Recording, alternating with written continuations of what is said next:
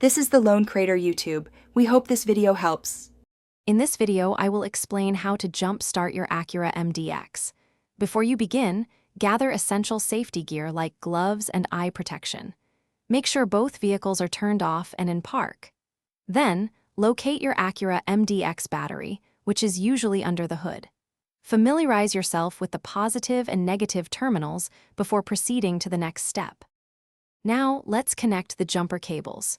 First, attach one red positive clamp to the positive terminal of your dead Acura MDX battery. Next, connect the other red positive clamp to the positive terminal of the working vehicle's battery. Then, attach one black negative clamp to the negative terminal of the working battery. Finally, connect the remaining black negative clamp to an unpainted metal surface on your Acura MDX, away from the battery. With the cables securely connected, it's time to start the engine. Begin by starting the engine of the working vehicle. Let it run for approximately 5 minutes.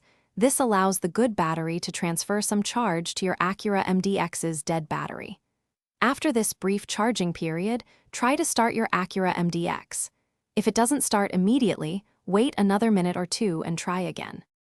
Once your Acura MDX is running, it's crucial to disconnect the cables in the reverse order. First, remove the black negative clamp from the unpainted metal surface on your MDX. Next, disconnect the black negative clamp from the donor vehicle's battery. Then, remove the red positive clamp from the donor battery. Finally, remove the red positive clamp from your Acura MDX battery. And hey, for a book that can truly change how you think about money, check the description for a link to *The Simple Path to Wealth*, plus other great deals. Thanks for watching. Consider subscribing if we helped you.